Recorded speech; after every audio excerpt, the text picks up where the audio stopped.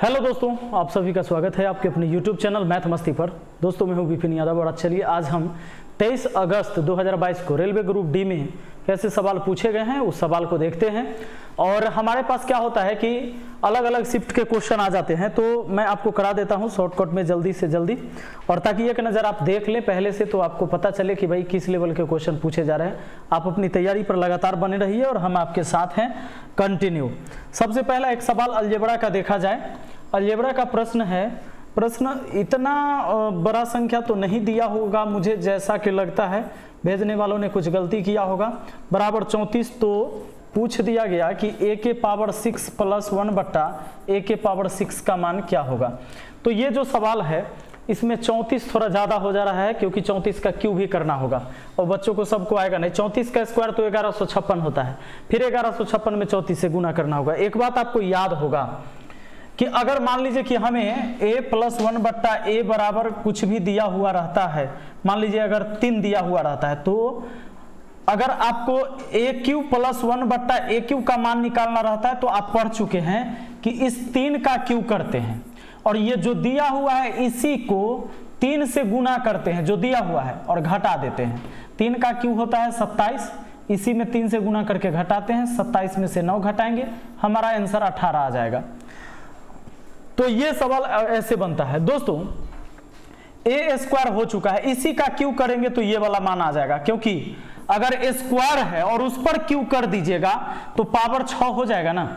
ये चीजें लाने के लिए हमें क्यूब करना पड़ेगा। क्यूब करना पड़ेगा मतलब क्या कि 34 का क्यूब करके 34 का क्यूब करके इसमें से घटा देना है 3 गुना 34। जैसे यहाँ 3 गुना ये संख्या घटाएं तो 3 गुना 34 घटाना होगा।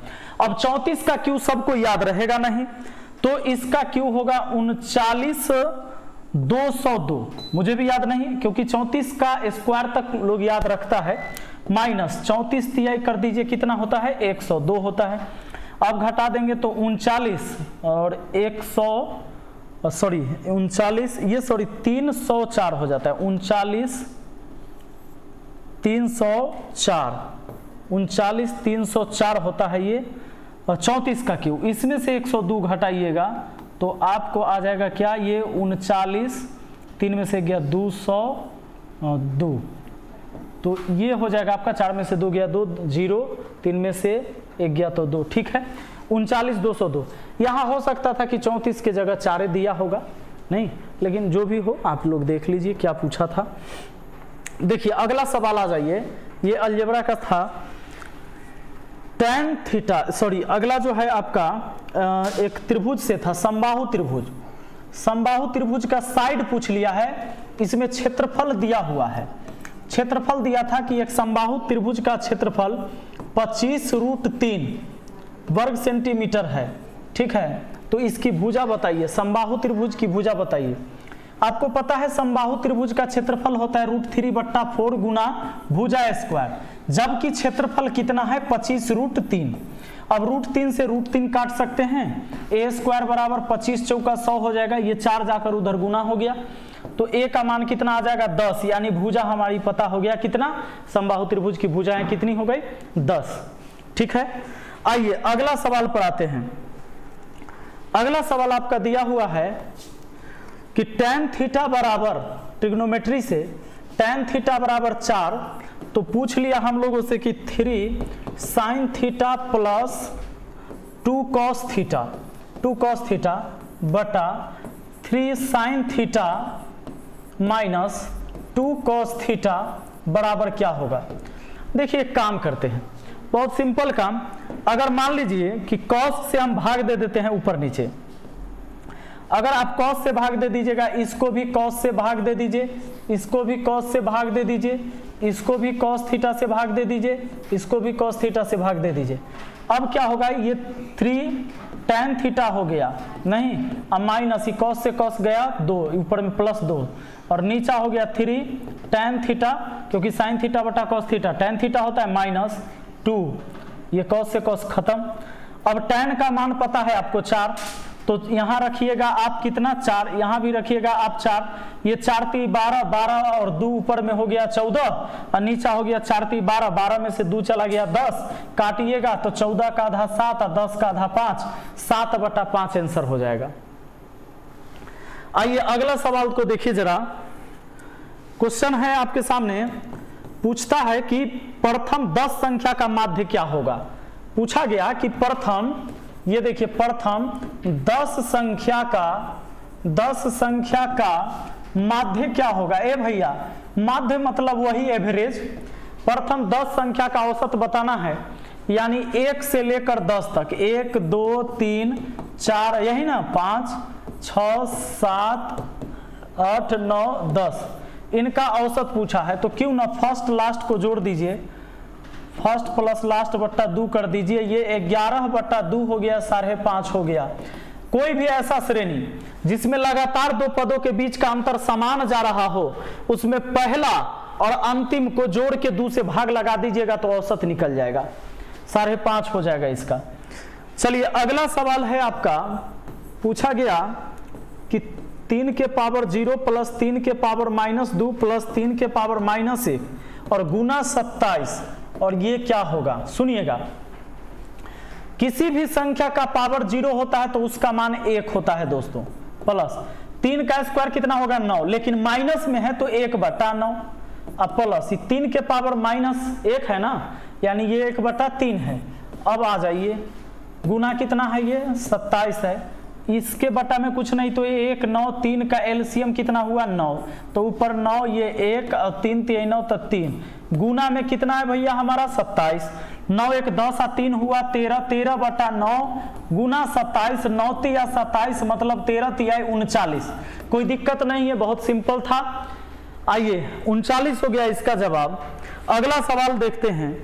क्वेश्चन ये पूछा गया दोस्तों, अच्छा पिछला एग्जाम में भी पूछा है, मतलब इसी बार 1 दिन पहले भी सवाल पूछा था, लेकिन उसमें थोड़ा सा चेंज था, इसमें थोड़ा सा अलग है। सुनिए, जब किसी दूरी को 50 किलोमीटर प्रति घंटा के चाल से तय किया जाता है तो 10 मिनट की देरी होती है, और जब 60 किलोमीटर के चाल से तय किया जाता है तो 5 मिनट देरी हो जाती है। दूरी ज्ञात कीजिए। इस बार दोनों बार देरी हुआ है। पिछला बार जो पूछा गया था, एक बार लेट हुआ था, एक बार पहले पहुंच गया था। हुआ क्या कि कोई आदमी मान लीजिए कि अपने घर से ऑफिस जा रहा था।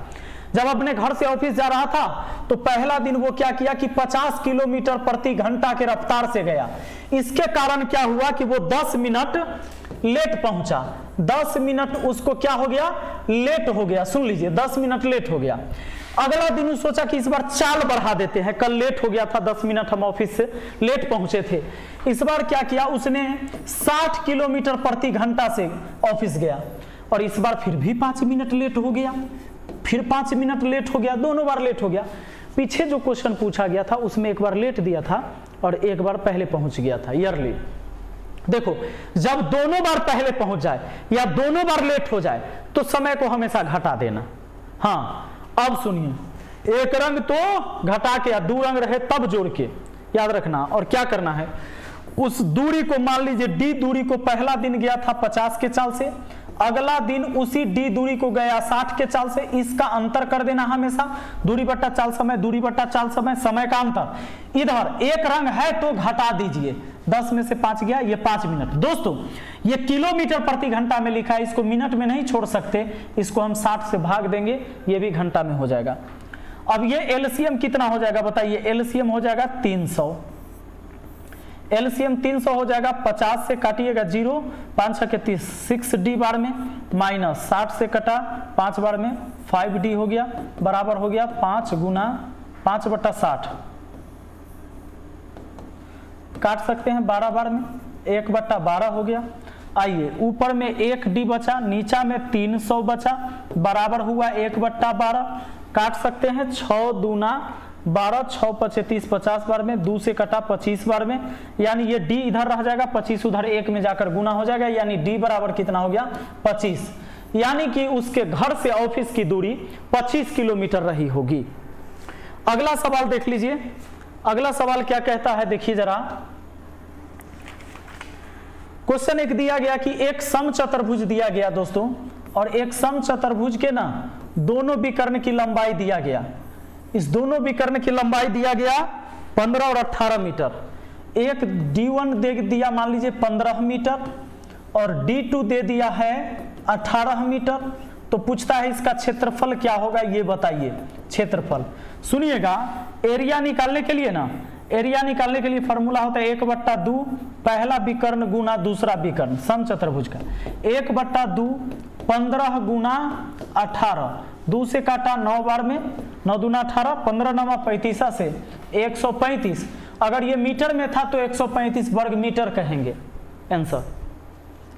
चलिए, एक सवाल सुबह ही आज पढ़ाया था मैंने, आपको बताया था कि मध्य अनुपाती निकालने के लिए, तो पिछला में पूछा गया था 2 और 98 का मध्य अनुपाती। इस पर जो सवाल दिया वो दिया कि 9√3 और एक दिया 4√3, एक संख्या है 4√3 का मध्यानुपाती ज्ञात करें। क्या कहा, मध्यानुपाती, मध्यानुपाती क्या होगा। मध्यानुपाती कहा है तो मध्यानुपाती के लिए फॉर्मूला लगता है √AB। AB का मतलब हुआ यहाँ पर A का मतलब पहला संख्या, B का मतलब दूसरा संख्या।